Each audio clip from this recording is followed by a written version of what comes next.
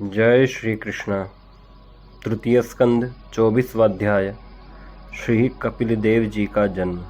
श्री मैत्रेय जी कहते हैं, उत्तम गुणों से सुशोभित मनु कुमारी देवहूति ने जब ऐसी वैराग्य युक्त बातें कहीं, तब कृपालु कर्दम मुनि को भगवान विष्णु के कथन का स्मरण हो आया और उन्होंने उससे कहा। कर्दम जी बोले, दोष रहित राजकुमारी, तुम अपने विषय में इस प्रकार खेद न करो। तुम्हारे गर्भ में अविनाशी भगवान विष्णु शीघ्र ही पधारेंगे। प्रिय, तुमने अनेक प्रकार के व्रतों का पालन किया है, अतः तुम्हारा कल्याण होगा। अब तुम संयम, नियम, तप और दान आदि करती हुई श्रद्धापूर्वक भगवान का भजन करो। इस प्रकार आराधना करने पर श्रीहरि तुम्हारे गर्भ से अवतीर्ण होकर मेरा यश बढ़ावेंगे और ब्रह्म ज्ञान का उपदेश करके तुम्हारे हृदय की अहंकारमयी ग्रंथि का छेदन करेंगे। श्री मैत्रेय जी कहते हैं, विदुर जी, प्रजापति कर्दम के आदेश में गौरव बुद्धि होने से देवहूति ने उस पर पूर्ण विश्वास किया और वह निर्विकार जगत गुरु भगवान श्री पुरुषोत्तम की आराधना करने लगी। इस प्रकार बहुत समय बीत जाने पर भगवान मधुसूदन कर्दम जी के वीर्य का आश्रय ले उसके गर्भ से इस प्रकार प्रकट हुए जैसे काष्ठ में से अग्नि। उस समय आकाश में मेघ जल बरसाते हुए गरज गरज कर बाजे बजाने लगे, गंधर्वगण गान करने लगे और अप्सराएं आनंदित होकर नाचने लगी। आकाश से देवताओं के बरसाए हुए दिव्य पुष्पों की वर्षा होने लगी। सब दिशाओं में आनंद छा गया, जलाशयों का जल निर्मल हो गया और सभी जीवों के मन प्रसन्न हो गए। इसी समय सरस्वती नदी से घिरे हुए कर्दम जी के उस आश्रम में मरीचि आदि मुनियों के सहित ब्रह्मा जी आए। शत्रु दमन विदुर जी, स्वतः सिद्ध ज्ञान से संपन्न अजन्मा ब्रह्मा जी को यह मालूम हो गया था कि साक्षात परब्रह्म भगवान विष्णु सांख्य शास्त्र का उपदेश करने के लिए अपने विशुद्ध सत्वमय अंश से अवतीर्ण हुए हैं। अतः भगवान जिस कार्य को करना चाहते थे उसका उन्होंने विशुद्ध चित्त से अनुमोदन एवं आदर किया और अपनी संपूर्ण इंद्रियों से प्रसन्नता प्रकट करते हुए कर्दम जी से इस प्रकार कहा। श्री ब्रह्मा जी ने कहा, प्रिय कर्दम, तुम दूसरों को मान देने वाले हो। तुमने मेरा सम्मान करते हुए जो मेरी आज्ञा का पालन किया है, इससे तुम्हारे द्वारा निष्कपट भाव से मेरी पूजा संपन्न हुई है। पुत्रों को अपने पिता की सबसे बड़ी सेवा यही करनी चाहिए कि जो आज्ञा ऐसा कहकर आदर पूर्वक उनके आदेश को स्वीकार करे। बेटा, तुम सभ्य हो, तुम्हारी ये सुंदरी कन्याएं अपने वंशों द्वारा इस सृष्टि को अनेक प्रकार से बढ़ावेंगी।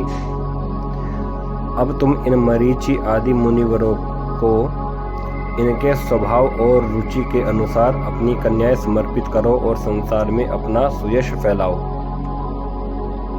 मुने, मैं जानता हूँ जो संपूर्ण प्राणियों की निधि है, उनके अभिष्ट मनोरथ पूर्ण करने वाले हैं। वे आदि पुरुष श्री नारायण ही अपनी योग माया से कपिल के रूप में अवतीर्ण हुए हैं। फिर देवहूति से बोले, राजकुमारी, सुनहरे बाल, कमल जैसे विशाल नेत्र और कमलांकित चरण कमलों वाले शिशु के रूप में कैटभासुर को मारने वाले साक्षात श्रीहरि ने ही ज्ञान विज्ञान द्वारा कर्मों की वासनाओं का मूलोच्छेदन करने के लिए तेरे गर्भ में प्रवेश किया है। ये अविद्याजनित मोह की ग्रंथियों को काटकर पृथ्वी में स्वच्छंद विचरेंगे। यह सिद्ध गणों के स्वामी और सांख्याचार्यों के भी माननीय होंगे। लोक में तेरी कीर्ति का विस्तार करेंगे और कपिल नाम से विख्यात होंगे। श्री मैत्रेय जी कहते हैं, विदुर जी, जगत की सृष्टि करने वाले ब्रह्मा जी उन दोनों को इस प्रकार आश्वासन देकर नारद और सनकादिकों को साथ ले हंस पर चढ़कर ब्रह्मलोक को चले गए। ब्रह्मा जी के चले जाने पर कर्दम जी ने उनकी आज्ञा अनुसार मरीचि आदि प्रजापतियों के साथ अपनी कन्याओं का विधि पूर्वक विवाह कर दिया। उन्होंने अपनी कला नाम की कन्या मरीचि को, अनसुईया अत्रि को, श्रद्धा अंगिरा को और हविर्भू पुलस्त्य को समर्पित की। दुल्हा को उनके अनुरूप गति नाम की कन्या दी। क्रतु के साथ परम साध्विक क्रिया का विवाह किया। भृगु जी को ख्याति और वशिष्ठ जी को अरुंधति समर्पित की। अथर्वा ऋषि को शांति नाम की कन्या दी, जिसके यज्ञ कर्म का विस्तार किया जाता है। कर्दम जी ने उन विवाहित ऋषियों का उनकी पत्नियों के सहित खूब सत्कार किया। विदुर जी इस प्रकार विवाह हो जाने पर वे सब ऋषि कर्दम जी की आज्ञा ले अति आनंद पूर्वक अपने अपने आश्रमों को चले गए।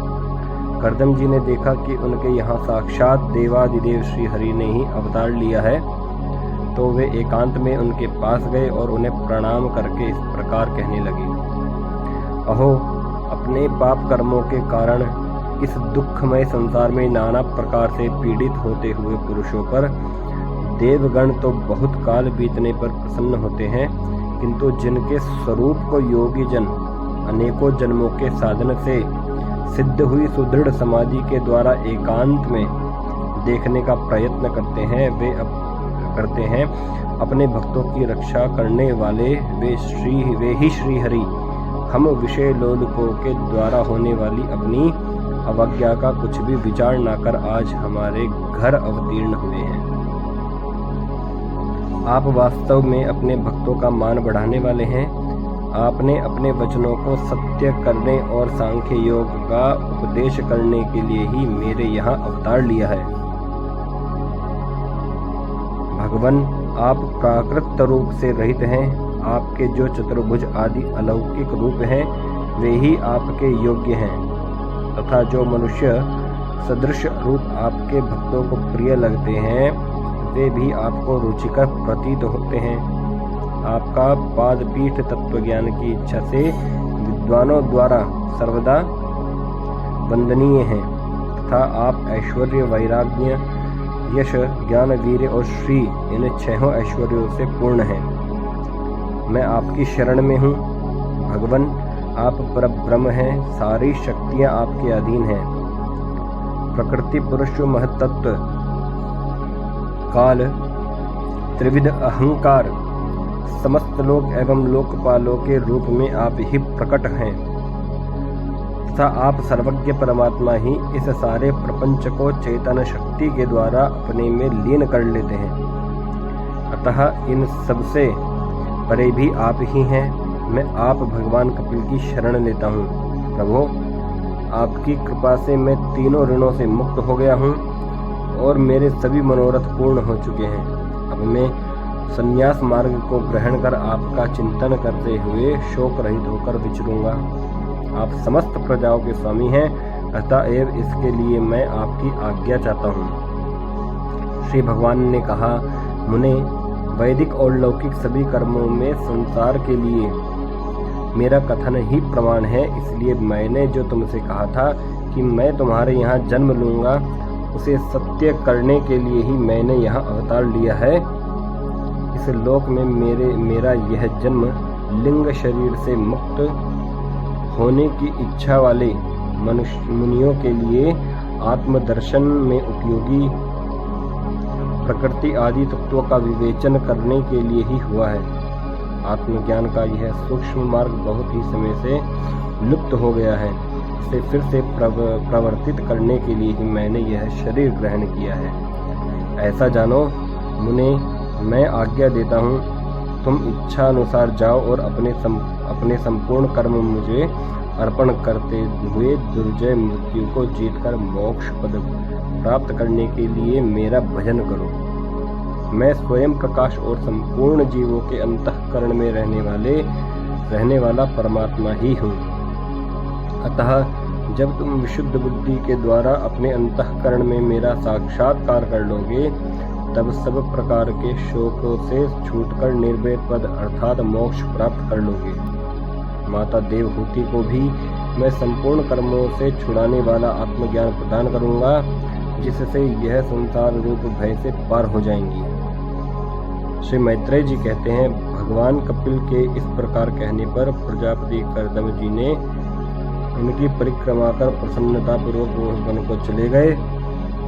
वहां अहिंसामय संन्यास धर्म का पालन करते हुए वे एकमात्र श्री भगवान की शरण हो गए और तथा अग्नि और आश्रम का त्याग करके निस्संग भाव से पृथ्वी पर विचरण करने लगे, जो कार्य कारण से अतीत हैं, सत्वादि गुणों का प्रकाशक एवं निर्गुण है और अनन्य भक्ति से ही प्रत्यक्ष होता है। उस परब्रह्म में उन्होंने अपना मन लगा दिया। वे अहंकार, ममता और सुख दुख आदि द्वंद्वों से छूटकर समदर्शी अर्थात भेद दृष्टि से रहित हो सब में अपने आत्मा को ही देखने लगे। उनकी बुद्धि अंतर्मुख एवं शांत हो गई। उस समय धीर कर्दम जी शांत लहरों वाले समुद्र के समान जान पड़ने लगे। परम भक्ति भाव के द्वारा सर्वांतर्यामी सर्वज्ञ श्री वासुदेव में चित्त स्थिर हो जाने से वे सारे बंधनों से मुक्त हो गए। संपूर्ण भूतों में अपने आत्मा श्री भगवान को और संपूर्ण भूतों को आत्मस्वरूप श्री हरि में स्थित देखने लगे। इस प्रकार इच्छा और द्वेष से रहित सर्वत्र समबुद्धि और भगवत भक्ति से संपन्न होकर श्री कर्दम जी ने भगवान का परम पद प्राप्त कर लिया। तृतीय स्कंध 24वां अध्याय समाप्त। जय जय श्री राधे श्याम।